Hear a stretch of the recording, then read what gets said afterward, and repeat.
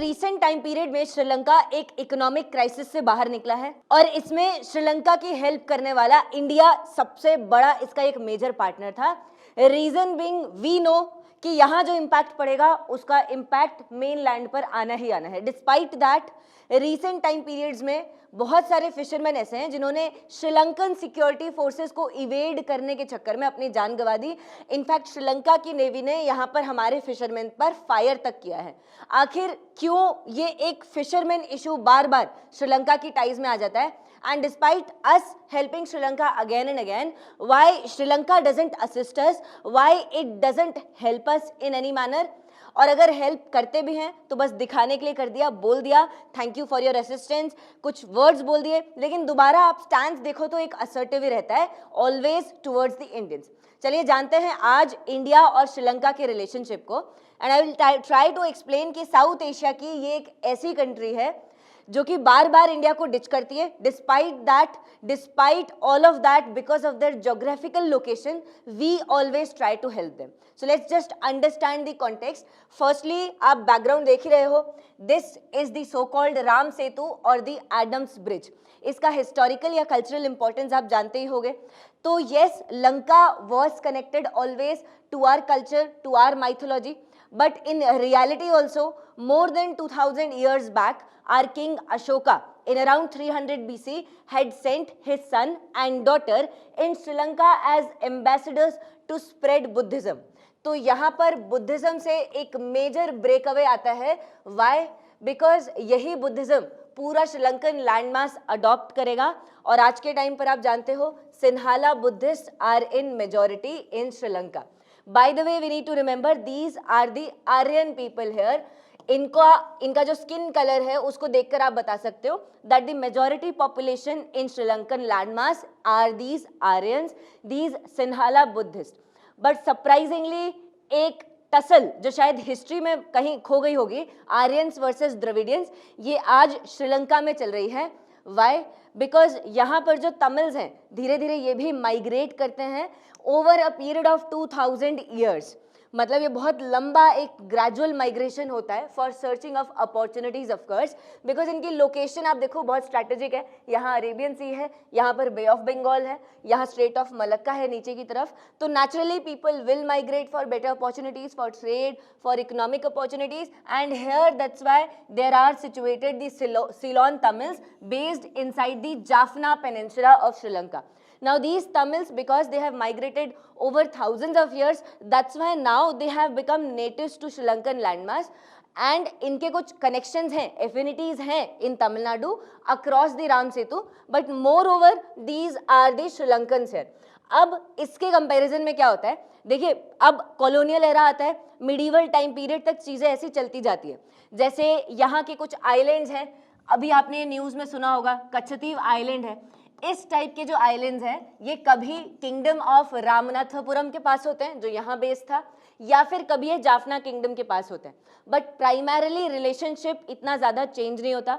Then comes the colonial era. अब British आप जानते हो जब ये इंडिया पर कंट्रोल इस्टेब्लिश करेंगे तो धीरे धीरे श्रीलंकन लैंडमास पर भी करेंगे, because this will be the protecting post for them of their main colony. अब जब ये यहाँ पर आएंगे तो ये सेम पॉलिसीज लाएंगे जैसे ये इंडियन लैंडमास में क्या करते थे, डिवाइड एंड रूल पॉलिसी। हमारे यहाँ ये डिवाइड एंड रूल प्ले होगा बिटवीन हिंदूज एंड मुस्लिम्स, और यही श्रीलंका में प्ले होगा between these Tamils and these Sinhalas. Now these Tamils are a minority but they are a little educated sort of people during the British time period. तो इनको British government jobs में ज़्यादा absorb करेंगे और कंट्री को दो हिस्सों में डिवाइड कर देंगे। अब इसका एक लॉन्ग टर्म इम्पैक्ट पड़ता है। देखो जब इंडिपेंडेंस आ जाएगी 1948 में, तब सिन्हालास को क्या लगेगा कि ये तमिल्स इन्होंने ज़्यादा से ज़्यादा ब्रिटिशर्स की हेल्प की है, so now let's just not give them a majority, a prominence in our polity, in our economy, let's just exclude these people। उसके साथ एक और इशू आता है, ये सिलोन तमिल्स हैं लेकिन इसके साथ साथ एक और तमिल्स यहाँ पर आते हैं। By the way an important information, देखिए एग्जाम जस्ट आज से 1 साल बाद है, वैसे तो उससे पहले आ जाएगा। आपके पास कुछ ही टाइम बचा है to properly and structurally prepare. देखिए, आपको प्रीलिम्स से पहले अपना पूरा जो प्रिपरेशन है उसको कंप्लीट भी करना पड़ेगा और मल्टीपल टाइम्स रिवाइज भी करना पड़ेगा। तो इसके लिए फाउंडेशन बैच एक इंपॉर्टेंट रोल प्ले करता है, and that too from experience teachers. ये जितने भी टीचर्स आपको दिख रहे हैं, सबका एक्सपीरियंस 15-15 साल का है, and they are able to clear your every doubt inside class. तो आप इस फाउंडेशन बैच को देख सकते हो। ये करोल बाग में इंग्लिश मीडियम फाउंडेशन बैच है। इसका सेम हिंदी वर्जन मुखर्जी नगर में भी चल रहा है, जिसमें आप देख रहे हो हेवी डिस्काउंट है, और इसकी भी क्लासेस स्टार्ट हो चुकी है। और इसके साथ साथ अगर आप अभी इस सिचुएशन में दिल्ली नहीं आ सकते हो तो आप प्रयागराज सेंटर पर भी विजिट कर सकते हो। यहाँ पर same foundation batch Hindi and English language दोनों में अवेलेबल है। इन तीनों बैचेस में हमने स्पेशल ध्यान रखा है कि आपके एसए की प्रिपरेशन एंड सीसैट की प्रिपरेशन साथ में ही हो जाए, बिकॉज सीसैट प्रीलिम्स के लिए आपके लिए डिफाइनिंग है और एसए मेंस में आपके लिए एक डिफाइनिंग पाथ ब्रेकर होगा। इट कैन मेक और ब्रेक योर प्रिपरेशन डेफिनेटली। और इसके साथ साथ हमने इसमें करंट अफेयर्स भी इंटीग्रेट किया है, क्योंकि चाहे जीएस पेपर 2 हो 3 हो, करंट अफेयर्स बहुत ज़रूरी है ताकि आप अच्छे से अपनी एग्जाम में वैल्यू एडिशन कर सकें और कुछ मिस आउट ना करें इवन प्रीलिम्स की प्रिपरेशन में। और इसके साथ साथ अगर आपको कोई भी डाउट आता है, एक्स्ट्रा कुछ चीज़ें और क्लियर करनी हो, फ्लड ऑफ मटेरियल्स में आप कंफ्यूज होते हो, तो आप एनी टाइम अपने ऑफलाइन सेंटर पर विजिट करके मेंटर से बात कर सकते हो, कोई सेशन ले सकते हो डाउट क्लियरिंग का, और आपके एजुकेटर्स के साथ भी आपका रेगुलर इंटरेक्शन रहेगा। तो इन सारी कोर्सेज के लिए या फिर इन जनरल अपनी प्रिपरेशन के लिए आप एक प्रोफेशनल काउंसलिंग लेने के लिए भी इन सेंटर्स पर विजिट कर सकते हो। और कोर्सेज के बारे में और इंक्वायर करने के लिए वीडियो के नीचे डिस्क्रिप्शन में लिंक्स प्रोवाइडेड हैं, तो बस लिंक पर क्लिक कर देना। बाकी अगर आपको ऐसे ही कंटेंट चाहिए इंटरेक्टिव इनोवेटिव फॉर्मेट में, तो आप ऐप भी डाउनलोड कर सकते हो, अगेन जिसका जो लिंक है वीडियो के डिस्क्रिप्शन में प्रोवाइडेड है। So let's continue with the video now. देखो, श्रीलंका का जो पूरा लैंडमास है, this is a tropical landmass except for these hills in the centre here, in the centre south. बाकी पूरा लैंडमास एक प्लेन लैंडमास है। तो यहाँ थोड़ा सा हिली एरिया है और यहाँ चाय के बागान है, टी प्लांटेशंस है right since the British time period. जैसे हमारे यहाँ असम में थे, वैसे यहाँ पर ब्रिटिशर्स ने आकर टी प्लांटेशंस लगाए। अब इनको टी प्लांटेशंस के लिए चाहिए रहेगा सस्ता मजदूर, और वो मजदूर कहाँ से आएगा? भारत से आएगा, और मोर प्रोमिनेंटली यहाँ तमिलनाडु से आएगा। अब ये मजदूर यहाँ पे आता है, 100-200 साल यहाँ पर टिक पाता है श्रीलंका के अंदर ब्रिटिश टाइम पीरियड पर। इसको आप कहते हो इंडियन तमिल्स, जो यहाँ कैंडी के प्लांटेशन में रहता है। ये जो तमिल है, ये बेचारा इंडेंचर्ड लेबर है, ये बेचारा मजदूर है, ये पुअर है, ये अनएजुकेटेड है, इसको ज़्यादा अपॉर्चुनिटीज़ नहीं मिलती और इसको टारगेट करना कहीं ज़्यादा ईजी है। तो यहाँ जो भी सिन्हालास का फ्रस्ट्रेशन था तमिल्स के लिए, वो निकला इन बेचारे इंडियन तमिल्स की तरफ ज़्यादा। जब श्रीलंका एज अ कंट्री यहाँ पर आया तो इंडियन तमिल्स को इन्होंने सिटीजनशिप से ही एक्सक्लूड कर दिया।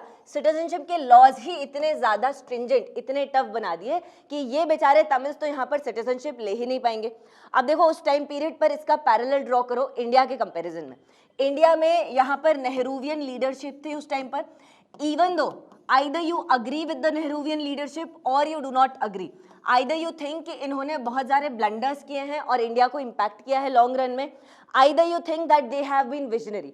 In either way, ये बात तो माननी पड़ेगी that despite partition, this leadership and our overall nationalist at that point of time period, they were very accommodative of all the interest, but इसी accommodation का कहीं ना कहीं मिसयूज किया जाएगा। देखो, हम अपने इंटरनल डिफरेंसेस और अपने सारे सेक्शंस ऑफ पॉपुलेशन के लिए अकोमोडेशन को प्रैक्टिस करेंगे, but will also look towards these Indian Tamils with a lot of sympathy. तो शुरुआत में तो ऑल्दो हम इनके लिए इतना ज़्यादा कुछ स्टेप्स नहीं ले पाएंगे, but the Nehruvian leadership will continuously put pressure on the Sri Lankan politicians कि भैया इनके लिए भी कुछ कर लो। अब चाइना का वॉर होता है, India China war 1962, then Nehru मर जाते हैं, then comes the Shastri, and Lal Bahadur Shastri यहाँ पर एक बहुत ही ब्रेव स्टेप लेते हैं by the signing up of Sirimavo Shastri pact. Now this was between the heads of these two countries, India and Sri Lanka.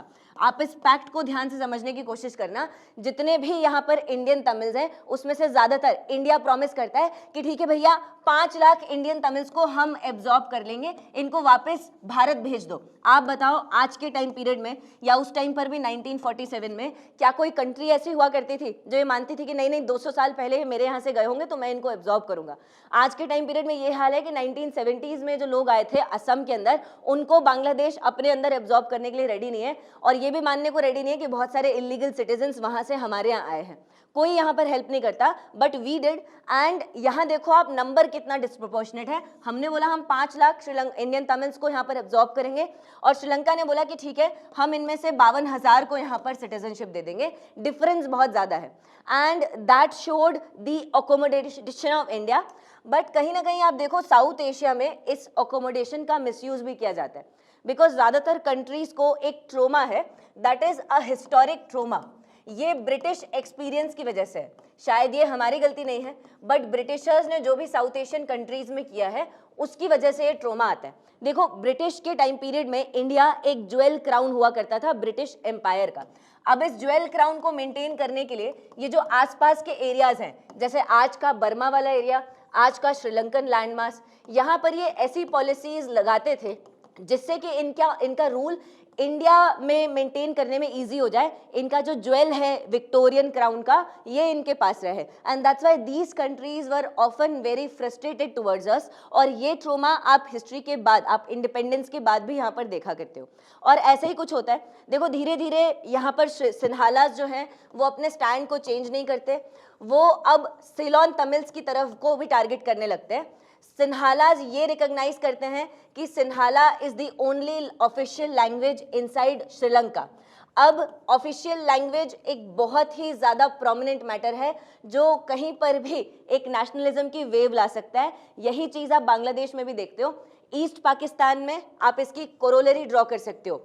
जब वेस्ट पाकिस्तान ने बोला कि हम सिर्फ उर्दू को ऑफिशियल लैंग्वेज की तरह रिकॉग्नाइज करेंगे, हम बंगला लैंग्वेज को रिकॉग्नाइज ही नहीं कर रहे, तो ये बंगला लैंग्वेज की रिकॉग्निशन की वजह से बोलते हैं कि देखिए हम अपना खुद का बांग्लादेश बनाएंगे, we want a different country because we are a different language, we are a different culture. Hence तो लैंग्वेज आपकी कल्चर को डिफाइन करती है, और जब सीलोन तमिल्स को भी आप तमिल लैंग्वेज को रिकॉग्नाइज करके यहाँ पर अकोमोडेट नहीं करोगे तो ये लोग भी धीरे धीरे प्रोटेस्ट पे उतरेंगे। पहले प्रोटेस्ट पे उतरेंगे, फिर इनके ऊपर गवर्नमेंट एक्शंस लेगी, उसके बाद यही लोग धीरे धीरे एक वायलेंट जनरेशन में यहाँ पर क्रिएट हो जाएंगे जब इनको एजुकेशन के और लाइवलीहुड के अपॉर्चुनिटीज नहीं मिल पाएंगी। ऐसे ही धीरे धीरे इंसर्जेंसी फैलती है, आप कहीं पर भी देखो दुनिया में।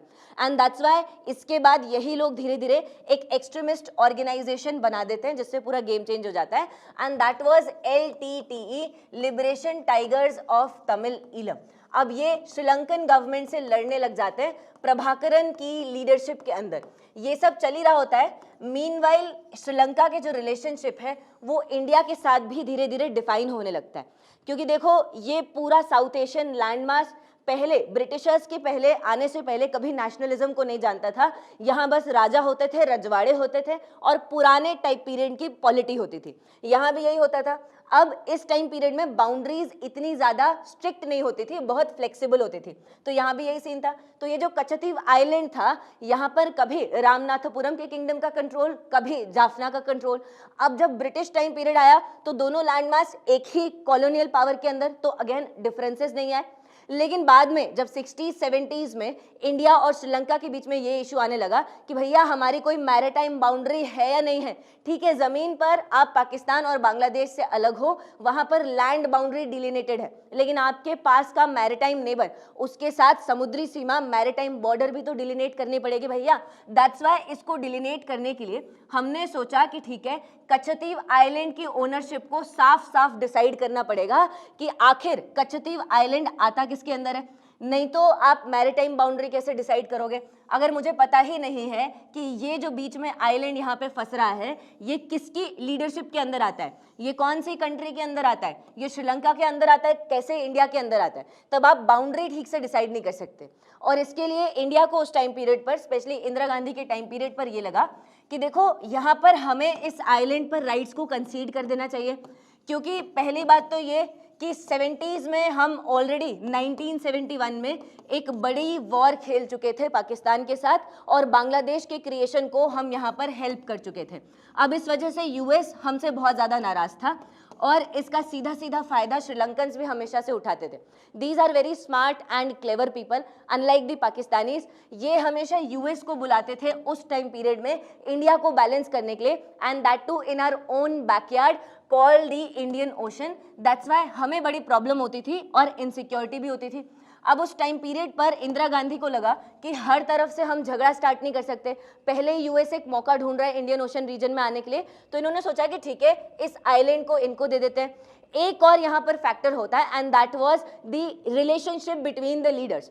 उस टाइम पीरियड पर श्रीलंका में एक फीमेल लीडर थी मिसेस श्रीमावो बंदरनायके। श्रीमावो नहीं है, मिसेस बंदरनायके। अब ये जो बंदरनायके थी ये भी 1970s में श्रीलंका को बड़ी स्ट्रांगली रूल कर रही थी और जैसे यहाँ पर इन्होंने इमरजेंसी लगाई थी भारत में, वैसे इन्होंने भी यहाँ पर इमरजेंसी लगा दी थी। तो दोनों की जो फ्रीक्वेंसी थी, इक्वेशंस थी, वो बहुत अच्छी थी। उसको देखते हुए इंदिरा गांधी ने क्या किया, एक ब्लंडर कर दिया। यहाँ जो तमिलनाडु के पॉलिटिशियंस थे इनके कंसर्न्स को इग्नोर कर दिया। देखो उस टाइम पीरियड पर इंडिया के लिए स्टेट गवर्नमेंट्स के कंसर्न्स को इग्नोर करना एक कॉमन बात थी। आपको ये लगेगा कि ये पॉलिटिकल स्टेटमेंट है, but this is true, this is the fact. That's why आप देखो प्लानिंग कमीशन, इकोनॉमिक रिलेशनशिप में भी डिस्क्रिशनरी पावर्स, ऐसी बहुत सारी चीजें थी। तो दैट्स वाई इनके कंसर्न्स को इग्नोर कर दिया। अब ये आइलैंड हमने 1974 के श्रीलंका के साथ एक अग्रीमेंट से कच्छतीव आइलैंड को श्रीलंका को दे दिया। ऑल्दो हमने अपना एक स्टैंड रखा कि देखो भैया हमारे फिशरमैन हैं, यहाँ तक फिशिंग करने आते हैं, तो हम इनको नेट्स ड्राई करने का राइट यहाँ पे देते हैं और इन आइलैंड्स पर हमारे फिशरमैन आज भी फिशिंग कर सकते हैं। बाकी पूरे आइलैंड का जो टेरिटोरियल कंट्रोल है वो तुम अपने पास रख लो, कोई बात नहीं, हमें वो नहीं चाहिए। अब यहाँ श्रीलंका और स्मार्टली रोल प्ले करेगा। अब मिसेस बंदरनायके कुछ साल बाद, 1-2 साल बाद और इंदिरा गांधी से इसको बातचीत करती रहेंगी और फाइनली 1976 में एक फाइनल कंक्लूडिंग अग्रीमेंट होता है इस मैटर पर, जिससे कि इंडियंस और इंडियन फिशरमैन के लिए अपने फिशिंग और नेट्स ड्राई करने के भी राइट्स फाइनली सरेंडर कर दिए जाते हैं। अब ये भी हमारे फिशरमैन को नहीं मिलते। अब उस टाइम पीरियड पर इससे कुछ ज़्यादा खास फर्क पड़ा नहीं, क्योंकि 70s 80s में ही जैसा आप जानते हो पैरेलल लिट्टे की एक्टिविटी स्टार्ट हो गई, liberation tigers of Tamil Eelam, और इन्होंने पूरे श्रीलंका को यहाँ पर जला के रखने की कसम खा ली। And that's why these people were very frustrated with their own fighting with the LTTE. अब यहाँ पर ये सब चल रहा था, लेकिन डिस्पाइट दैट श्रीलंकन गवर्नमेंट यहाँ पर बज डाउन करने के लिए तैयार नहीं थी कि थोड़े बहुत एटलीस्ट तमिल्स को कंसेशंस दे दे। अब क्योंकि ये कंसेशंस नहीं दे रहे थे और क्योंकि ये लोग बाय एथनिसिटी तमिल्स हैं, तो ये यहाँ पर सीक आउट करेंगे हमारे तमिल नॉर्दर्न नेबर्स को और फिर हमारी पॉलिटी पर इसका इम्पैक्ट पड़ने लग जाएगा। दैट्स वाई ये लोग राजीव गांधी के टाइम तक आते आते 84-85 तक आते आते इंडियन गवर्नमेंट पर बहुत ज़्यादा प्रेशर बनाने लग जाएंगे। इम्पैक्ट तो पड़ता ही है। आज के टाइम पीरियड में अगर बांग्लादेश में हिंदूज पर इम्पैक्ट पड़ता है तो उसका भी जो प्रेशर है वो इंडियन गवर्नमेंट पर पड़ता ही पड़ता है, क्योंकि हमारे स्टेक होल्डर्स बोलने लग जाते हैं कि आप हमारे खुद के हिंदुइज्म इंडिया में राइज हुआ, लेकिन उसके बावजूद हम आसपास की कंट्रीज में हिंदू माइनॉरिटीज़ को प्रोटेक्ट नहीं कर पाते, तो कहीं ना कहीं प्रेशर तो पड़ता है बॉस। अब यहाँ ये प्रेशर बढ़ता जा रहा था और वहां श्रीलंकन गवर्नमेंट अपनी एक्टिविटीज को बढ़ाती जा रही थी। इन्होंने यहाँ पर जाफना को पूरा 80s तक आते आते ब्लॉकेड कर दिया। ना यहाँ पर खाना भेजते थे, ना यहाँ पर फ्यूल भेजते थे। बिल्कुल वैसी सिचुएशन थी जैसे आज के टाइम पीरियड में आप इजराइल की देखते हो। जैसे इजराइल ने गजा में यहाँ पर बिल्कुल एक टाइट ब्लॉकेड लगा रखा था, एयर का, वाटर का, कहीं से कुछ सप्लाईज नहीं जा सकते। अब ऐसी सिचुएशन जब होती है तो एक फेमाइन टाइप की सिचुएशन हो जाती है, लोग भूखे मरने लग जाते हैं। और हमारे तमिल्स ये सब देख रहे थे, इन्हीं के तमिल भाई बंधु इसी के अक्रॉस इन्होंने राजीव गांधी पर प्रेशर डाला। राजीव गांधी एक सीजन्ड पॉलिटिशियन तो थे नहीं, ऑफ कोर्स उनको लेगेसी में ये सब चीजें मिली, तो यहाँ पर ये एक जल्दबाजी में ऑपरेशन करते हैं विच वाज ऑपरेशन पूमलाई। अब पूमलाई के अंदर ये फूड पैकेट्स को ड्रॉप करते हैं हेलीकॉप्टर से नीचे। अब जैसे ये फूड पैकेट्स को ड्रॉप करते हैं तो यहाँ श्रीलंका में बैठी सरकार थोड़ी सी कंसर्न्ड हो जाती है कि अब इंडिया हमारे मैटर्स में इंटरफेयर करने लग गया है। पहले तो हम यूएस के सामने बस चिल्लाया करते थे कि इंडिया इंटरफेयर कर रहा है, अब तो रियल में इंटरफेयर कर रहा है, अब क्या करे भैया। तो अब ये आके राजीव गांधी से बात करते हैं कि आप यहाँ पर क्या चाहते हो। तो राजीव गांधी जो इनके इस टाइम पर लीडर थे, जयवर्धने सर, इनके साथ बातचीत स्टार्ट कर देते हैं और सबसे पहले इनको ये बोलते हैं कि देखो तुमने शुरुआत से गलती की है, श्रीलंकन्स ने कभी भी तमिल्स को ऑटोनॉमी नहीं दी, अपने जाफना पेनिनसुला में इनको खुद की एक सेल्फ गवर्नेंस रन करने के लिए कभी नहीं दिया। That is the major issue boss. अगर आप इनको अपनी खुद की ऑटोनॉमी दे दोगे, जैसे हमने मिजोरम को दी, हमने नागालैंड को दी, तो ये लोग अपने आप थोड़े टाइम में शांत हो जाएंगे। पहली बात तो ये। दूसरी बात ये कि तुम बहुत ज्यादा एक स्ट्रिक्ट स्टैंड रखते हो और ऑटोनॉमी देने के लिए अपने कॉन्स्टिट्यूशन को अमेंड नहीं करते हो। देखो ऐसा नहीं था कि श्रीलंकन्स को ये पता नहीं था कि इसका आंसर ऑटोनॉमी में है, लेकिन 1980s तक आते आते एक ट्रस्ट इशू भी हो गया था। सिन्हालास को ये लग रहा था कि अब मैटर इतना ज़्यादा बढ़ गया, अगर वो यहाँ ऑटोनॉमी प्रोवाइड करेंगे तो ये लोग तमिल्स इस ऑटोनॉमी का मिसयूज करेंगे और फिर यहाँ पर एक सेपरेट कंट्री की डिमांड कर देंगे कि भैया हमें स्टेट मिल गया, हमें एक सेपरेट कंट्री दे दो। ये इंडिया के साथ भी हुआ है खालिस्तान के मैटर में। हमने पंजाब बनाया 1960-67 में।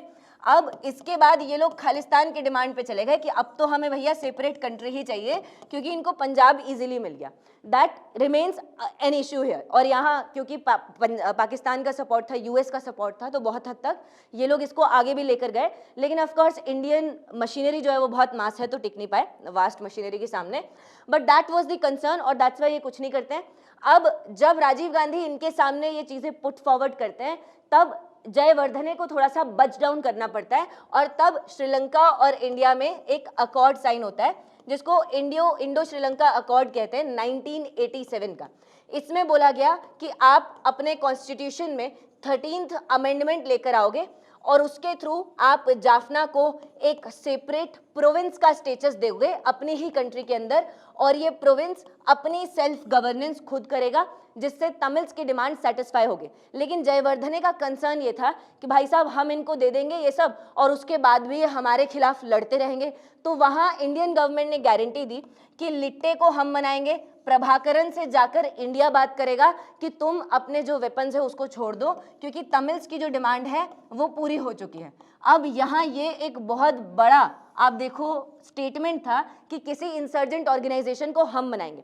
देखो इंसर्जेंसी जिस भी मैटर की वजह से स्टार्ट हुई हो, एक बार जब इंसर्जेंसी किसी जगह पर स्टार्ट हो जाती है ना, तो बहुत सारे वेस्टेड इंटरेस्ट आ जाते हैं। हो सकता है एलटीटीई को वेस्टर्न कंट्रीज ने सपोर्ट किया हो सकता है एलटीटीई को अलग अलग जगहों से सपोर्ट मिल रहा है और इनका एक नेटवर्क बन जाता है। एक बार ये वायलेंस स्टार्ट कर देते हैं तो इतने वेस्टेड इंटरेस्ट आ जाते हैं कि इतनी आसानी से वो सब चीज़ें आप खत्म नहीं कर सकते। यही हुआ, हमारी आर्म्ड फोर्सेस वहाँ पे उतर जाती हैं, जिनको हम IPKF बोलते हैं, पीस कीपिंग के लिए सॉर्ट ऑफ। लेकिन ये जाके एलटीटीई को मनाते हैं, कन्विंस करने की कोशिश करती है। एलटीटीई बोलती है भगो यहाँ से, हम नहीं अपने वेपन्स छोड़ रहे। यहाँ साथ साथ जयवर्धने एक मास्टर स्ट्रोक खेल देते हैं। देखो यहाँ जियो पॉलिटिक्स और ये सारे जो डिसीजंस है ये गेम ऑफ चेस की तरह ही चलते हैं, आपको बहुत ही स्मार्ट डिसीजंस लेने पड़ते हैं। यहाँ श्रीलंका की लैंडमास में इस तरफ कैपिटल है अपनी कोलंबो। अब ये बोलते हैं कि माई बाप मेरा कोलंबो में जो राष्ट्रपति आवास है वहाँ पर कुछ लोगों ने प्रोटेस्ट किए हैं और घेरा कर लिया है। अब क्योंकि ये इंडो श्रीलंका अकॉर्ड की वजह से घेरा हुआ है, लोग मुझे मिसअंडरस्टूड कर रहे हैं, तो माई बाप एक काम करो, ये इंडियन फोर्सेस से बोलते हैं कि कोई बात नहीं माई बाप, मेरे पास इसका सोल्यूशन है। जाफना में मेरी जो श्रीलंका की आर्मी खड़ी है उसको मैं अपने राष्ट्रपति आवास को और कोलंबो को सिक्योर करने के लिए बुला लेता हूँ, और एक काम करो कुछ टाइम पीरियड के लिए आपकी IPKF तो यहाँ पधारी हुई है तो आप जाफना चले जाओ। अब यहाँ राजीव गांधी का दिमाग नहीं चमकता, बिकॉज अगेन आप जानते हो he is not a seasoned politician like Jayewardene, he is not a clever master stroker. अब क्या होगा, IPKF यहाँ जाफना में उतर जाती है और LTTE को ये लगता है लेड बाय प्रभाकरन कि भैया IPKF उतर गई हमसे लड़ने के लिए, तो ये अब एक लड़ाई स्टार्ट हो जाती है। IPKF शुरुआत में कोशिश करती है कि LTTE को मनाए, जब नहीं मानते तो एक वॉर स्टार्ट हो जाता है। पहले जो वॉर श्रीलंका में और श्रीलंकन गवर्नमेंट में और IPKF में था, LTTE में था, अब वो वॉर IPKF वर्सेस LTTE हो जाता है, इंडिया वर्सेस आपके तमिल्स हो जाते हैं। अब एक इंटरेस्टिंग चीज़ आप देखो यहाँ पे, एक तरफ हमारा जो इंडिया है वो अपनी फोर्सेस से तमिल से फाइट कर रहा है इसी जगह पे, दूसरी तरफ ये जो तमिल्स हैं ये भाग भाग के इंडिया की तरफ ही रेफ्यूज ले रहे हैं, शरण ले रहे हैं, ऑल्दो उनको पता है कि इंडिया ही LTTE से फाइट कर रहा है। एंड सेकेंड थिंग, यहाँ के जो तमिलनाडु के पॉलिटिशियंस हैं, जो तमिलनाडु के लोग हैं, ये इन लोगों को सपोर्ट करते हैं और बहुत बार ये सपोर्ट, मटीरियल सपोर्ट, फंड्स का सपोर्ट, बहुत बार इनफैक्ट अलग अलग चीज़ों का सपोर्ट आता है जिससे कि एलटीटीई के पास ये सारी चीजें पहुंचती हैं। मतलब एक तरफ हमारे तमिल्स एलटीटीई को सपोर्ट कर रहे हैं, दूसरी तरफ हमारी आर्मी एलटीटीई से फाइट कर रही है। That's why India was very badly embroiled in this entire politics of Sri Lanka. और इतना काफी नहीं था, जयवर्धने ने उस टाइम एक और मास्टर स्ट्रोक खोला। देखो इन्होंने क्या कहा, इन्होंने इतना सब कुछ तो किया, लेकिन उसके साथ साथ ये पीछे पीछे एलटीटीई के लीडर प्रभाकरन से नेगोशिएट करके जाते हैं और इनको ये बोलते हैं कि देखो मैंने तो इंडिया को मना किया था, इंडिया जबरदस्ती इस वॉर में घुसा है और इंडिया की ही मर्जी थी कि लिट्टे को खत्म करना है। तो एक काम करते हैं माई बाप, मैं और आप एक हो जाते हैं, हम पहले लड़ रहे थे, अब हम एक हो जाते हैं, श्रीलंका प्लस लिट्टे वर्सेस इंडियन आर्मी।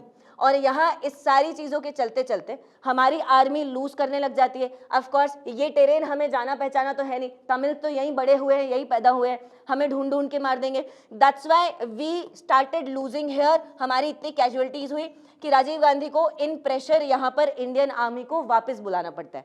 और जब वापस बुलाते हैं तो ये एक डिफीट हो जाती है। लेकिन किसी भी पॉलिटिशियन को ऐसे मैटर में डिफीट एक्सेप्टेड नहीं होती। देखो यूएस जैसी बड़ी कंट्री इन्हीं मैटर्स की वजह से अफगानिस्तान में तालिबान से हारी है और वियतनाम में वियतकॉन्ग फोर्सेस से हारी है, लेकिन ये भी बहुत टाइम तक वहां पर लंबे टिके हुए थे। बिकॉज एक एडमेंट नेचर होता है, एक पॉलिटिशियन हमेशा जिद्दी होता है, जो अपनी जिद पे अड़ा रहता है कि नहीं मैं इस वॉर को जीतते रहूंगा। तो दैट्स वाई जब यहाँ पर नए इलेक्शंस अनाउंस होते हैं तो राजीव गांधी जी 1990-91 में इलेक्शंस में ऐसी स्पीचेस देने लग जाते हैं एक दो बार कि अगर मैं जीतता हूं तो मैं दोबारा श्रीलंका में आईपीकेएफ को भेज दूंगा और दोबारा लिट्टे को खत्म करने की कोशिश करूंगा। अब ये इसको पॉलिटिकली भजाने की कोशिश कर रहे थे सेम इशू को, लेकिन ये ऐसा नहीं जानते कि ये सेम स्पीचेस आपके प्रभाकरन भी सुन रहे होंगे और इनको लगेगा कि अब अगर राजीव गांधी आ गया तो हम तो गए।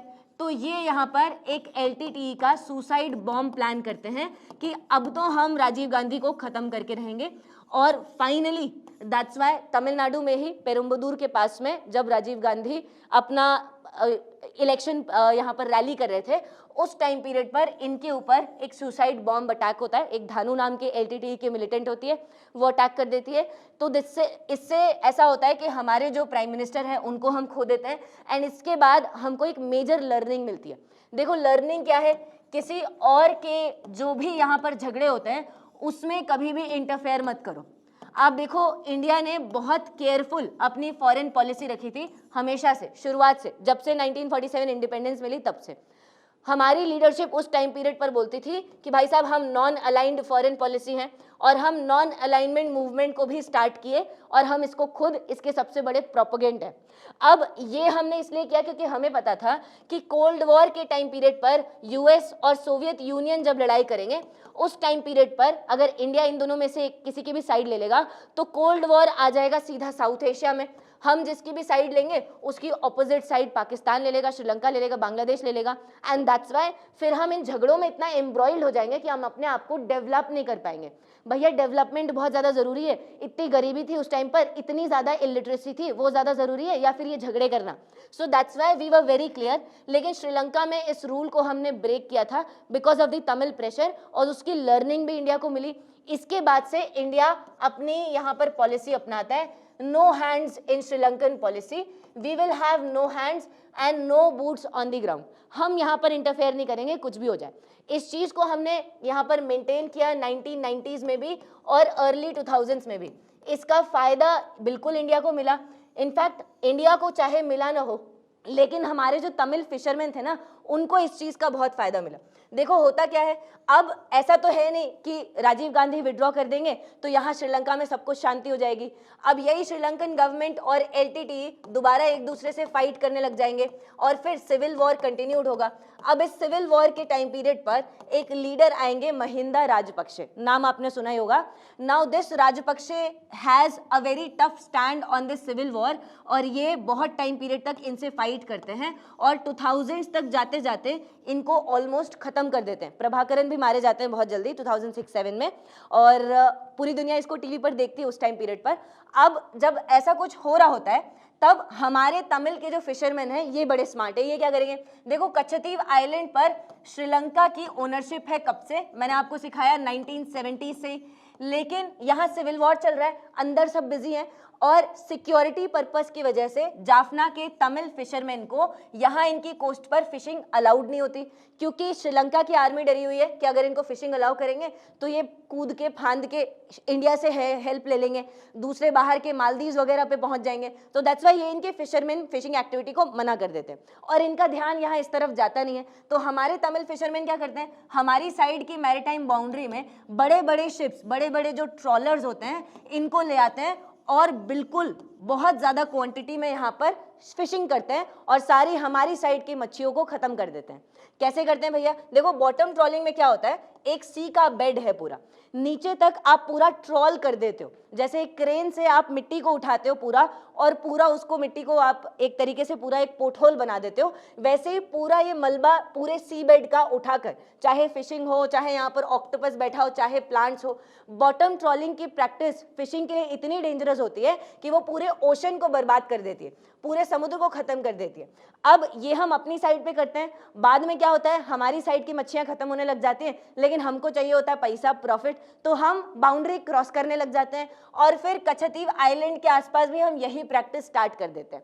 अब 2006-07 तक तो बढ़िया काम अच्छा चल रहा होता है हमारा और मस्त प्रॉफिट्स होते हैं और एनवायरनमेंट को डैमेज हो रहा है तो कोई बात नहीं भैया, होने तो बाद में देखी जाएगी, अभी तो अपना पेट पल रहा है। This was going on. अब when this was going on, suddenly क्या हुआ, सिविल वॉर खत्म हुआ। अब सिविल वॉर खत्म हुआ तो उसके बाद जो तमिल फिशरमैन थे श्रीलंका के, उनकी रिस्ट्रिक्शंस पर यहाँ पर खत्म हो गया।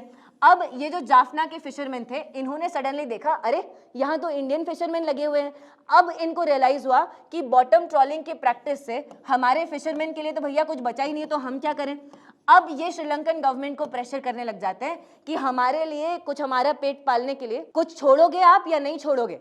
तो इनका पेट पालना था, तो अब क्या करती है Sri Lankan security forces, Sri Lankan navy यहाँ पर कच्छतीव आइलैंड के आसपास बहुत हेवीली उतरती है। जब भी हमारे फिशरमैन इस तरफ आते हैं तो अब उनके ऊपर अटैक्स होते हैं, उनके वेसल्स श्रीलंकन गवर्नमेंट ऑक्यूपाई कर लेती है। बड़े बड़े वेसल्स होते हैं बॉटम ट्रॉलिंग के लिए, बहुत ही महंगे आते हैं ये जहाज।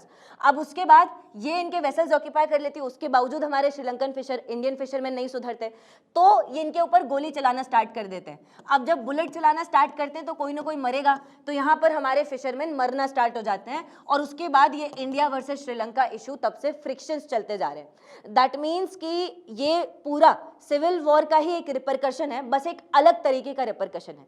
अब इस टाइम पीरियड पर श्रीलंका भी देखो महिंदा राजपक्षा की लीडरशिप में ये धीरे धीरे प्रो चाइना भी होते जाते हैं।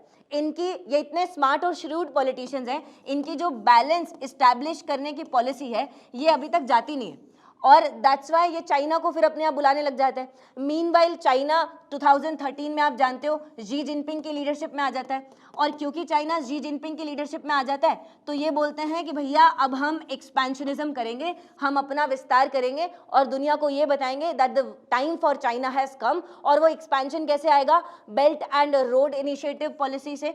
ये अपना ट्रेड एक्सपेंशन करेंगे, अपने एसेट्स हर जगह बनाएंगे और इंडियन ओशन में ये एक पॉलिसी लाएंगे that is called as string of pearls policy. ये आपने सुना होगा, एक माला की तरह, जैसे एक माला में मोती होते हैं ढेर सारे, वैसे आप इंडिया के आसपास जितने भी इंडिया का लैंडमास है, श्रीलंका है, म्यांमार है, बांग्लादेश है, यहाँ पाकिस्तान है, यहाँ नीचे अफ्रीकन कंट्रीज के कुछ आइलैंड्स हैं अफ्रीकन कॉन्टिनेंट के, तो इन सारे आइलैंड्स पर अपने पोर्ट्स बना दो बिल्कुल माला के मोती की तरह, पर्ल्स की तरह, और उसकी फिर आप लास्ट में एक स्ट्रिंग ड्रॉ कर पाओगे। अब इससे चाइना के एसेट्स इंडियन ओशन रीजन में इतने बढ़ जाएंगे कि इंडिया यहाँ पर ट्रेड नहीं कर पाएगा फ्रीली, इंडिया घिर जाएगा चाइना से चारों तरफ से, and that's why we lose our freedom of navigation. एक बार हमने फ्रीडम ऑफ नेविगेशन लूज कर दी तब चाइना आराम से हमारी कोस्ट लाइन को क्लेम कर सकता है, हमारे एसेट्स इंडियन ओशन में क्लेम कर सकता है और हमारे ऊपर कंट्रोल एस्टैब्लिश कर सकता है। That was their plan. अब ये इसी प्लान को यहाँ पर आगे मूव फॉरवर्ड करते हैं। महिंदा राजपक्षा ज़्यादा से ज़्यादा अपने टाइम पीरियड पर इंडिया को भगाते हैं, ऑल्दो इंडिया ने यहाँ पर बहुत हेल्प की है श्रीलंका को बहुत मैटर्स में। आप किसी भी मैटर में देखो, चाहे पॉलिटिकल, चाहे इकोनॉमिक, चाहे सोशल, चाहे साइंटिफिक या टेक्निकल, चाहे लीगल मैटर्स हो, चाहे इन्वायरमेंटल मैटर्स हो। हाँ, फिशिंग का इशू है बीच में फ्रिक्शन में, लेकिन उसके बावजूद we have been very helpful towards them in all of these matters. एक एक करके मैं आपको बताऊं, देखो पॉलिटिकल मैटर्स में हमने अपनी नो हैंड्स डाउन पॉलिसी रखी, उसके बाद कभी इंटरफेयर नहीं किया लेसन सीखने के बाद। साथ साथ इनके बहुत सारे पार्लियामेंटेरियंस, इनके बहुत सारे पॉलिटिशियन हमारे पार्लियामेंट में आकर पार्लियामेंट्री प्रैक्टिसेस को सीख कर जाते हैं। इनके बहुत सारे एलिट्स को हम अपने यहाँ पर एजुकेट करते हैं। देखो, पीपल टू पीपल रिलेशनशिप तो इसलिए है ही क्योंकि इनके बहुत सारे तमिल रेफ्यूजीज को हमने एब्जॉर्ब किया है, और आज भी ये बहुत सारे ऐसे तमिल रेफ्यूजीज हैं जो श्रीलंका में जाने को तैयार नहीं है, क्योंकि तमिलनाडु में जो रेफ्यूजी कैंप्स हैं उनकी सिचुएशन धीरे धीरे सुधरती जा रही है। ये पहले रेफ्यूजी कैंप्स में रहते थे, अब ये कैंप्स पक्के कैंप्स बन गए, यहाँ पे पानी आ गया है, बिजली आ गई है, बहुत सारे केसेस में स्कूल्स खुल गए हैं, तो दैट्स वाई ये अब रेफ्यूजीज जाने के लिए तैयार नहीं है। And we are also not that adamant in forcing them, क्योंकि इंडिया की पॉलिसी आप जानते हो, अनलेस एंड अनटिल हम बहुत ज़्यादा असर्टिव हो जाएं, हम सबको अकोमोडेट करके ही चलते हैं। ऐसे ही इकोनॉमिक मैटर्स में हमने श्रीलंका की बहुत जगहों पे हेल्प की है। रिसेंट जो क्राइसिस आया उसके बाद भी हमने श्रीलंका को लाइंस ऑफ क्रेडिट प्रोवाइड किए। साथ साथ IMF, इंटरनेशनल मॉनेटरी फंड को बोला कि भैया रिटर्न गारंटी हम देते हैं, ये आपका लोन वापस कर देगा, लेकिन एटलीस्ट इनको आप लोन दे दो। रिटर्न गारंटी आपके लिए अगर कोई दूसरी कंट्री यहाँ पर दे रही हो, ये एक बहुत बड़ी बात होती है, ठीक है। और उस टाइम पीरियड पर, राजपक्षा के टाइम पर भी इकोनॉमिक ट्रेड लिंकेजेस हमारे थे काफ़ी अच्छे। ऑल्दो हमेशा इंडिया की ट्रेड लिंकेजेस में कुछ तो डिलेज होते हैं हमारे प्रोजेक्ट्स में, but still we were trying our best as per our system. आप जानते हो इंडिया का डेमोक्रेटिक सिस्टम है, हमारे यहाँ डिसीजन मेकिंग में डिलेज होते हैं कंपेयर टू चाइना, तो उसके हिसाब से हम बेस्ट कर रहे थे। टेक्नोलॉजिकल लिंकेजेस हैं, हमने काफ़ी सारे साइंटिफिक एडवांसमेंट्स में श्रीलंका की हेल्प की है सिविल वॉर के टाइम पीरियड के बाद, क्योंकि सिविल वॉर में इनका काफ़ी सारा इंफ्रास्ट्रक्चर डैमेज हो गया था, तो इनको इंफ्रास्ट्रक्चर के टर्म्स में और साइंस एंड टेक्नोलॉजी के टर्म्स में भी मॉडर्न टेक्नोलॉजीज चाहिए होती, जो हमने प्रोवाइड की। लीगल स्फीयर्स में बहुत सारे हमारे लॉज हैं जिनसे श्रीलंका सीखता है। इन्वायरमेंटल स्फीयर में भी इनफैक्ट जो कैंडी के प्लांटेशंस हैं, जो इंडियन तमिल्स हैं, वहाँ पर मोदी जी बार बार गए हैं और उन्होंने इनफैक्ट हाउसिंग प्रोजेक्ट्स भी लॉन्च किए हैं लोगों के लिए, ताकि वो एक सेफ इन्वायरमेंट एंजॉय कर पाएँ। अभी देखो, इन्वायरमेंट की डिबेट अलग है, क्लाइमेट चेंज से लड़ना है, बट हमने अपनी तरफ से काफ़ी एफर्ट्स किए हैं बेसिक यहाँ पर फैसिलिटीज़ प्रोवाइड करने के लिए। तो हाउसिंग प्रोजेक्ट्स हुए, चाहे लोन्स हुए अलग अलग, चाहे एजुकेशन के एफर्ट्स हुए, जितनी भी सॉफ्ट पावर वाली चीज़ें हैं, जितनी भी इनकी डेवलपमेंट वाली चीज़ें हैं, उसमें India has been very prominent role inside Sri Lanka. लेकिन उसके बावजूद राजपक्षा क्या करते हैं, यहाँ पर हम्बनतोता पोर्ट पर किसको बुला देते हैं, चाइना को, और चाइना के बेल्ट एंड रोड इनिशिएटिव का हिस्सा बन जाते हैं। अब इससे इंडिया कंसर्न्ड होता है। अब देखो, राजपक्षा बहुत टाइम से पावर में थे, अर्ली 2000s में भी, फिर 2011-12 में भी, 13 में भी, जी जिनपिंग के टाइम पर, 14 में भी। तो अब इनके खिलाफ जो डोमेस्टिक पॉपुलेशन है वो गुस्से में आने लगती है। एक एग्जाम्पल देती हूँ जिससे आप इसको समझ पाओगे। देखो, नो डाउट यहाँ सिविल वॉर किसकी वजह से खत्म हुआ, राजपक्षा की वजह से, वी एक्सेप्ट दैट। लेकिन हिस्ट्री में भी ऐसे एग्जाम्पल्स हैं, सिविल वॉर जब चल रहा हो तब आपको एक स्ट्रॉन्ग लीडर, एक मजबूत नेता चाहिए होता है, लेकिन यही नेता आपके गले की हड्डी बन जाता है जब पीस की, शांति की सिचुएशन आ जाती है, क्योंकि तब आपको पीस की सिचुएशन में आपको हार्ड पावर नहीं चाहिए, आपको ऐसा लीडर नहीं चाहिए जो सबको बैठकर डंडे मारे, रादर आपको एक सॉफ्ट पावर वाला, एक सॉफ्ट स्किल्स वाला लीडर चाहिए होता है, ठीक है। जैसे सेकेंड वर्ल्ड वॉर, अब सेकेंड वर्ल्ड वॉर के टाइम पीरियड पर ब्रिटेन को जर्मनी से बहुत ढंग से लड़ाई करनी थी, क्योंकि फ्रांस ऑलरेडी जर्मन कंट्रोल में आ चुका था, नाजीज के कंट्रोल में। तो यहाँ पर इनको एक स्ट्रॉन्ग लीडर मिला विंस्टन चर्चिल के फॉर्म में। अब विंस्टन चर्चिल ने वॉर जितवाया, लेकिन 1945-46 में जब दोबारा ब्रिटेन में इलेक्शंस हुए तो लोगों ने प्राइम मिनिस्टर की तरह इलेक्ट किया क्लीमेंट एटली को, जो कंजर्वेटिव पार्टी के लीडर नहीं थे, रादर लेबर पार्टी के लीडर थे, ठीक है। ये इसलिए इन्होंने किया क्योंकि ये जानते थे कि अब विंस्टन चर्चिल जैसे कंजर्वेटिव पार्टी के स्ट्रॉन्ग लीडर की हमें कोई ज़रूरत नहीं है, अब हमें एक ऐसे लीडर की ज़रूरत है जो डोमेस्टिकली कंसोलिडेट कर सके। एंड यही कुछ श्रीलंका में भी होता है। यहाँ राजपक्षे के खिलाफ पूरा प्रोटेस्ट कंट्री में होने लग जाता है, एंड दैट्स वाई जब नए इलेक्शंस अनाउंस होते हैं तो राजपक्षा हार जाते हैं एंड न्यू गवर्नमेंट बन जाती है। लेकिन ये न्यू गवर्नमेंट अपनी पूरी मेजॉरिटी से नहीं बनती, ये राजपक्षा को हराने के लिए एक अलायंस तो करते हैं। इस अलायंस में लीडर्स होते हैं जैसे मैत्रीपाला सिरिसेन, ये मेन लीडर होते हैं, और ये अपना प्राइम मिनिस्टर रखते हैं रानिल विक्रमसिंघे को। रानिल विक्रमसिंघे अगेन एक सीजन्ड पॉलिटिशियन है वहाँ के, और बहुत ज़्यादा एक्सपीरियंस्ड हैं, और इन्होंने श्रीलंका को बहुत सारे क्राइसिस से बाहर निकाला है।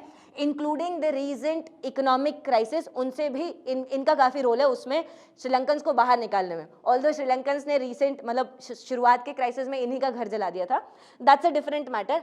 तो देखो मैत्रीपाला सिरिसेन जब आते हैं तो ये इतनी अच्छी लीडरशिप डिनोट नहीं कर पाते और इसलिए ये इस अलायंस को जोड़ के नहीं रख पाते। इनफैक्ट इनके दिमाग में डाउट्स लगा दिए जाते हैं कि विक्रम सिंघे आप ही को काउंटर करने की कोशिश कर रहे हैं, तो ये अपनी ही गवर्नमेंट को गिराने की कोशिश करने लग जाते हैं विक्रम सिंघे से जबरदस्ती टसल करने के चक्कर में। और दैट्स वाई आप देखो होता क्या है कि ये अलायंस बहुत जल्दी गिर जाता है। अब ये अलायंस गिर जाता है लेकिन ये अलायंस श्रीलंका की बहुत सारी वीकनेसेस को एक्सपोज करके जाता है, क्योंकि जब ये अलायंस पावर में होता है तब यहाँ पर एक मेजर टेररिस्ट अटैक होता है ईस्टर के टाइम पीरियड पर, और ये अटैक एक चर्च में होता है और ये आईएस ने करवाया होता है। इसको हम श्रीलंका की ईस्टर बॉम्बिंग कहते हैं। अब इसके बाद तो वैसे भी इस अलायंस का कोई चांस नहीं बनता, जैसे ही इलेक्शन होते हैं इसके बाद ये अलायंस हार जाता है, लेकिन सिक्योरिटी वीकनेसेस कहीं ना कहीं श्रीलंका की एक्सपोज हो जाती है। और दैट्स वाई आपको पता ही है अब इस अलायंस को या इस टाइप के पॉलिटिशियन को तो श्रीलंका वोट करेगा नहीं, तो again who they will vote the opposite party, that means the Rajapaksa family. अब राजपक्षा में महिंदा राजपक्षा इलेक्शन लड़ नहीं सकते। अब क्यों? क्योंकि उनके ऊपर तो बहुत सारे वॉर क्राइम्स के चार्जेस लगे हुए। यूनाइटेड नेशंस अलग श्रीलंका के पीछे पड़ा हुआ था, क्योंकि सिविल वॉर पीरियड के टाइम पर जब सिविल वॉर चल रहा था और राजपक्षा महिंदा राजपक्षा यहाँ पर लड़ रहे थे, तब उन्होंने बहुत सारी ऐसी अट्रॉसिटीज की थी लोगों के ऊपर। देखो जब भी सिविल वॉर को जीतना होता है तो ऐसी बहुत सारी चीजें करनी पड़ती है और जो भी करता है डेफिनेटली उसको सजा जरूर मिलती है। यहाँ देखो ये जाफना का पूरा पेनिनसुला था, यहाँ पर सिर्फ और सिर्फ एलटीटी के इंसर्जेंट्स नहीं रहते थे, यहाँ पे बहुत सारे इनोसेंट बच्चे थे, महिलाएं थी। बहुत सारे केसेस में इनोसेंट्स को जिंदा ग्रेव में गाड़ दिया गया। बहुत सारे ऐसे केसेस हुए जहां पर बहुत लोगों को उनकी कब्रें बनाई गई, उनको जबरदस्ती शूट किया गया, बिना मतलब के लोगों को पॉइंट ब्लैंक रेंज पे जाकर शूट कर दिया। तो इतने सारे ह्यूमन राइट्स वायलेशंस हुए कि दुनिया यहाँ पर कहीं ना कहीं शॉक में आ गई कि श्रीलंका वॉर तो जीतना चाहता है लेकिन भैया कर क्या रहा है वॉर जीतने के लिए, ये भी तो देखो। दैट्स वाई यूनाइटेड नेशंस और पर्टिकुलरली यूनाइटेड नेशंस का ह्यूमन राइट्स काउंसिल यहाँ पर तब से ही श्रीलंका के ऊपर पर्टिकुलरली राजपक्षे फैमिली के ऊपर पीछे पड़ा हुआ है। बार बार ये रेजोल्यूशंस पास करते हैं और इंडिया को भी प्रेशर डालते हैं कि इंडिया इन रेजोल्यूशंस के पॉजिटिव में वोट करो। अब इंडिया के लिए एक डिलेमा आ जाता है, क्योंकि अगर इंडिया वोट करेगा तो इंडिया के पास भी तो कश्मीर है, मोर ओवर कश्मीर छोड़ो, लेकिन हाँ इंडिया अगर वोट करेगा तो श्रीलंका को ऐसा इंप्रेशन जाएगा दैट वी आर इंटरफेयरिंग, और हम ऐसा इंप्रेशन देना नहीं चाहते। आप जानते हो क्यों नहीं देना चाहते, और फिर हमारे श्रीलंका के साथ जो स्ट्रैटेजिक टाइज हैं वो भी तो इम्पैक्ट होंगे, तो हम ऐसा नहीं करना चाहते।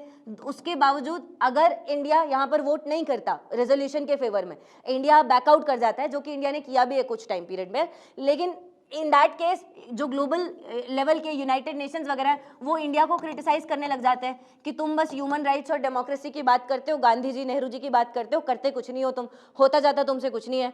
सो दैट्स वाई इंडिया के लिए डिलेमा आता है। अब यहाँ ये सारी चीजें महिंदा राजपक्षा पे इम्पैक्ट डालती हैं, तो महिंदा राजपक्षा एक हो जाते हैं क्रिमिनल। दैट्स वाई वो तो अब इलेक्शन लड़ नहीं सकते, तो वो अपने एक इनएक्सपीरियंस्ड भाई को पावर में बिठा देते हैं, ठीक है। And he was called as Gotabaya Rajapaksa, नाम अगेन आपने सुना होगा कुछ सालों में न्यूज में। अब ये एक सीजन्ड पॉलिटिशियन अगेन नहीं है, आप जानते हो। अब इस टाइम पीरियड पर आते आते एक और चीज श्रीलंका को हिट करती है, एंड दैट वाज कोविड।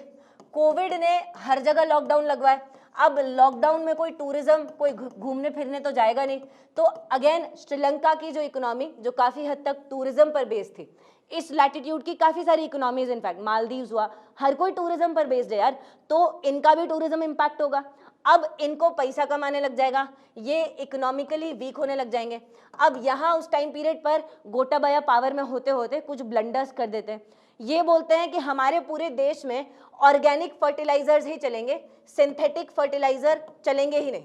अब जैसे ही ये बोलते हैं ऐसा, तो फर्टिलाइजर की एंट्री कहीं ना कहीं इंपोर्ट्स रुक जाते हैं सिंथेटिक फर्टिलाइजर के। अब ऑर्गेनिक फर्टिलाइजर से कितनी यील्ड अपनी मेंटेन कर लोगे भैया, तुम्हारी यील्ड डाउन जानी है, तो इनकी जो एग्री यील्ड थी वो डाउन होने लग गई।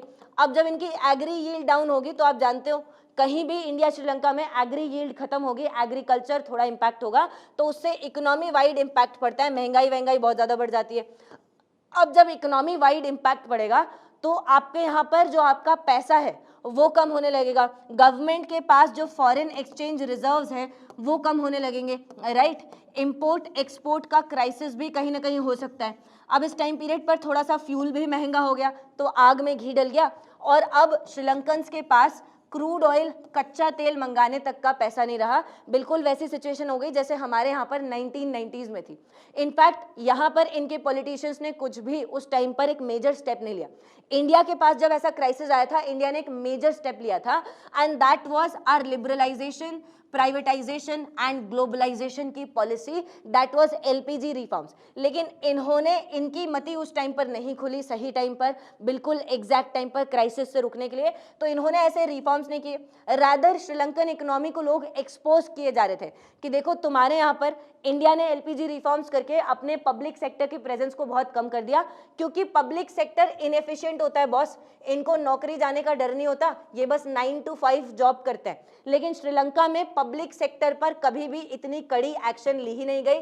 अभी भी इनके इकोनॉमी में 2020-21 तक भी पब्लिक सेक्टर का एक मेजर प्रेजेंस था, और बहुत सारे ऐसे पब्लिक सेक्टर अंडरटेकिंग्स थे जो सरकार का पैसा तो खाते थे, लोगों से टैक्सेशन का पैसा तो चूसते थे, लेकिन रिटर्न में कुछ ऑफर नहीं करते थे। दैट्स व्हाई आप देखो ये क्राइसिस में श्रीलंका अपने आप को सेल नहीं कर पाया, प्रोडक्टिविटी बहुत कम है, पब्लिक सेक्टर की प्रेजेंस इतनी ज्यादा है। दैट्स व्हाई क्राइसिस आया, और ये क्राइसिस श्रीलंका को अपने साथ डुबा ले गया।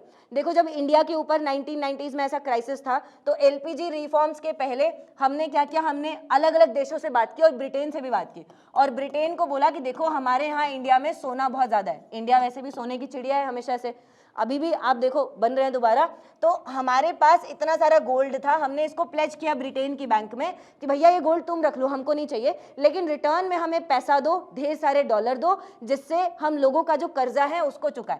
क्योंकि अगर आप इंटरनेशनल लेवल पर लोगों का कर्जा नहीं चुकाते, आप खुद प्रॉब्लम में हो, उसके बावजूद आपको कर्जा चुकाना होता है।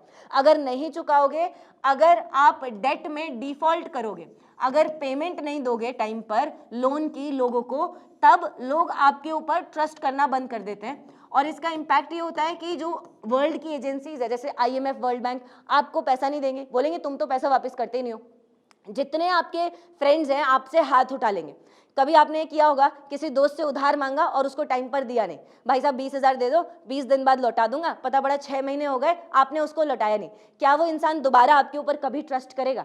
चलो ठीक है, आपके पास बहुत सारे ऐसे फ्रेंड्स होंगे, 100-200 फ्रेंड्स, इंटरनेशनल लेवल पर आपको हेल्प करने वाली कंट्रीज और ऑर्गेनाइजेशंस लिमिटेड है। अगर उनके साथ गेम खेलोगे वो आपको कभी छोड़ेंगे ही नहीं, आपको कभी यहाँ पर वो दोबारा कभी हेल्प करेंगे ही नहीं।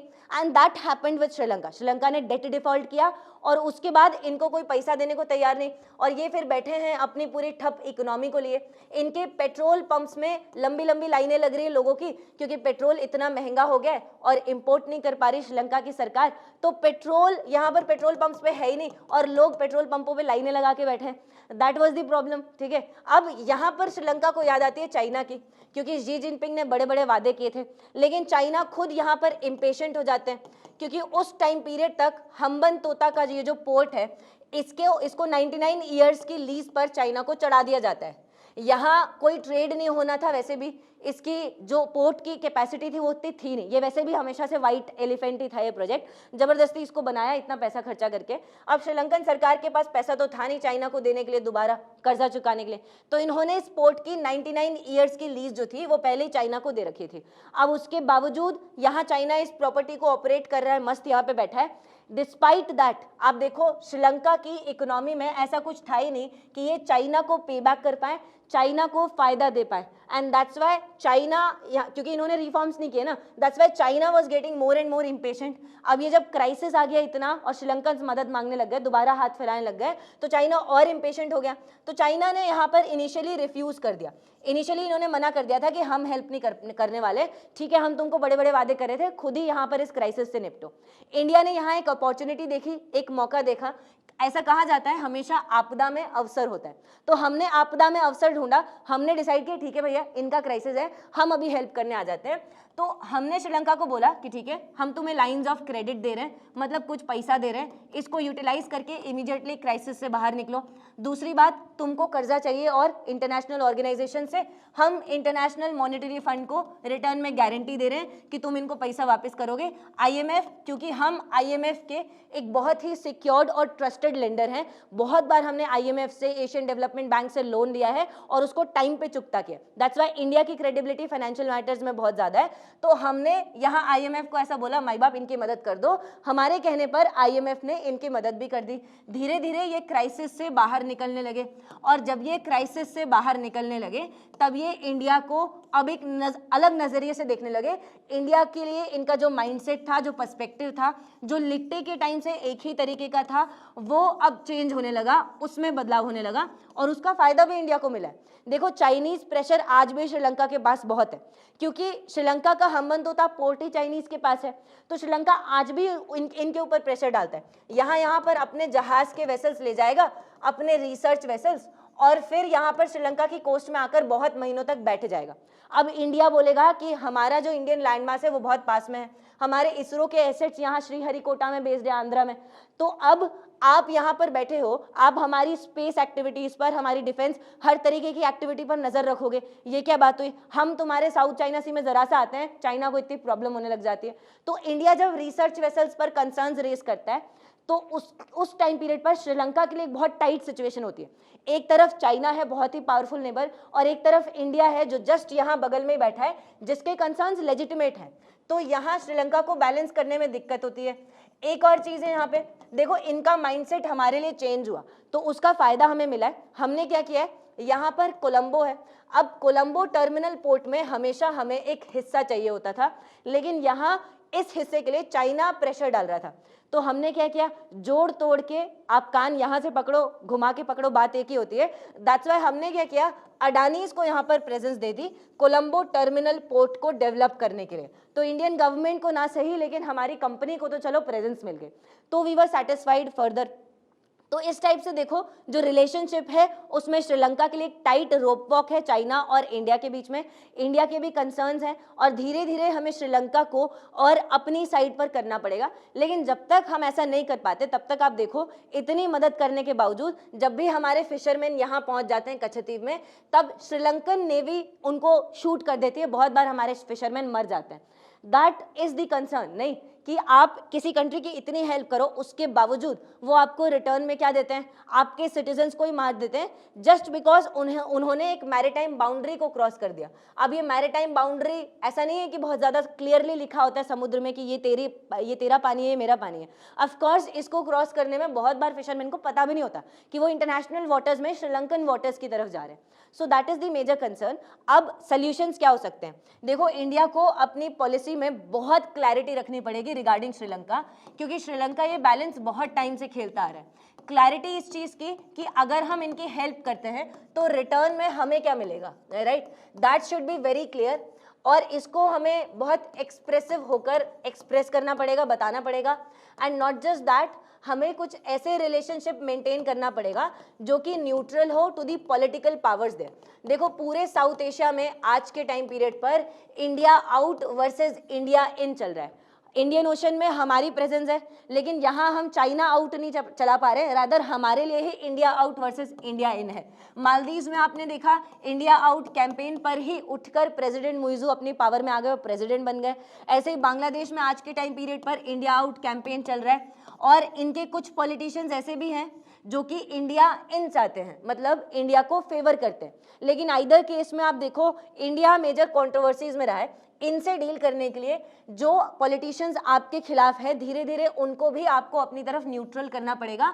और न्यूट्रल करने का सबसे बेस्ट तरीका यही होता है कि आप पैसा दो, इकोनॉमिक इंसेंटिव्स दो। अब आप बोलोगे मैडम चाइना जितना हमारे पास पैसा नहीं है, सही बात है, लेकिन चाइना का जो डेवलपमेंट पाथ है ना, दैट इज डिफरेंट। देखो चाइना किस तरीके का डेवलपमेंट करवाता है, किस तरीके का असिस्टेंस देता है। इनको पैसा फेंक देगा, इनके यहाँ पर इंजीनियर्स ले आएगा और फिर बड़े बड़े रोड्स और रेलवे ब्रिजेस ले आएगा। अब यहाँ बात यह है कि ये गरीब लोग हैं, साउथ एशिया, बांग्लादेश, म्यांमार, ये आप इतनी रोडें बना दोगे, इन पे चलाएगा कौन? गाड़ियां कौन चलाएगा भाई साहब? टोल कौन भरेगा? ये खाली पड़ी रहती हैं। दैट्स वाई चाइना की पॉलिसी में एक प्रॉब्लम है। जो साफ साफ नजर आती है, लेकिन इंडिया की जो इकोनॉमिक पॉलिसीज और असिस्टेंस रही है साउथ एशिया में, अफ्रीका में, वो बॉटम अप अप्रोच में रही है।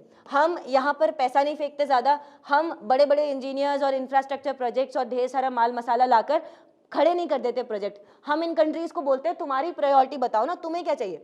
अच्छा, तुम्हारे यहाँ डॉक्टर कम है, हम तुम्हारे डॉक्टर्स को ट्रेनिंग दे देते हैं। तुम्हारे यहाँ अगर डॉक्टर्स कम हैं तो हम ई संजीवनी पोर्टल के थ्रू अपने डॉक्टर्स से तुम्हारा इलाज करवा देते हैं। तुम्हारे यहाँ स्कूल की प्रॉब्लम है, हम तुम्हारे यहाँ पर स्कूल ही बनवा देते हैं। अच्छा, स्कूल नहीं बन सकता इस जगह पे, एक काम करते हैं, हमारे पास हमारा स्वयं इनिशिएटिव है, उससे तुम्हारे बच्चे को हम ही पढ़ा देंगे। That is the approach which India follows and that's why इस अप्रोच से लोग बहुत खुश होते हैं। देखो, इसी अप्रोच की वजह से अफगानिस्तानी लोगों में भी हमारी जो गुडविल है ना वो बहुत स्ट्रांग है। यही सेम अप्रोच हम वहाँ भी अप्लाई करके, इवन आप देखो अफगानिस्तान में तालिबान आ गया, हम तालिबान के शुरुआत से खिलाफ थे, तब भी ये हमारे खिलाफ कुछ नहीं बोल पाते बिकॉज ऑफ दिस गुडविल। तो ये गुडविल हमें श्रीलंका में हमने डेवलप किए, लेकिन अभी और ज़्यादा डेवलप करनी पड़ेगी और यहाँ नए नए ऐसे इनोवेशंस ढूंढने पड़ेंगे। क्या ऐसे इनोवेशन हो सकते हैं जो बिना पैसा फेंके इंडिया को एक लेवरेज दे दे चाइना के ऊपर, और ये पॉसिबल है क्योंकि हमारी जो ज्योग्राफिकल लोकेशन है श्रीलंका से, बांग्लादेश से, म्यांमार से, ये ज़्यादा पास में है कंपेयर टू चाइना। म्यांमार तो छोड़ो, म्यांमार अलग बात है, बट हाँ ओवरऑल ज्योग्राफिकल लोकेशन में हम श्रीलंका के ज़्यादा पास में हैं कंपेयर टू द चाइनीज़। तो हम इनोवेशंस ढूंढ सकते हैं, बस उस तरीके की रिसर्च चाहिए, उस तरीके से इम्प्लीमेंटेशन चाहिए जल्दी जल्दी पॉलिसीज़ की तरफ। That is number 1। Second is defence में इनके साथ रिलेशनशिप को हमेशा मेंटेन कीजिए, एक कंसिस्टेंसी रखिए डिफेंस के रिलेशनशिप में। थर्ड पार्टीज को यहाँ इनवाइट कीजिए। एक टाइम था यहाँ श्रीलंका में जब हम यूएस की एंट्री से बहुत परेशान थे, लेकिन आज के टाइम पीरियड पर यूएस, इंडिया और जापान जैसी कंट्रीज को मिलकर यहाँ श्रीलंका को डिफेंस में स्ट्रॉन्ग करना होगा और इनको ऐसी सप्लाईज देनी होगी कि ये यहाँ पर हमारे ऊपर डिपेंडेंट हो जाए rather than being dependent on the Chinese. ये हमको करना पड़ेगा। क्वाड के जितने मेंबर्स हैं, यूएस, इंडिया, जापान के अलावा ऑस्ट्रेलिया, ये सारे यहाँ पर रोल प्ले कर सकते हैं। ठीक है, आपको यूएस के ऊपर ट्रस्ट नहीं है, यूएस को हिपोक्राइट बोलते हैं लोग वर्ल्ड स्फीयर में, ठीक है, आप इस पर बिलीव मत करो, लेकिन जापान और ऑस्ट्रेलिया पे तो कर सकते हो, जापान तो कर सकते हो। तो यहाँ आप इस टाइप के प्रोजेक्ट्स, चाहे डिफेंस के स्फीयर में चाहे स्ट्रेटेजिक स्फीयर में, वो आप श्रीलंका में लाइए जिससे कि आपको ज़्यादा बेनिफिट होगा। तो ये मेरी तरफ से है टेक अवे। बाकी पीपल टू पीपल रिलेशनशिप तो है ही। बाकी आपको क्या लगता है इस टॉपिक के बारे में ज़रूर बताइएगा, कमेंट जरूर कीजिएगा। Like share subscribe people. Thank you so much.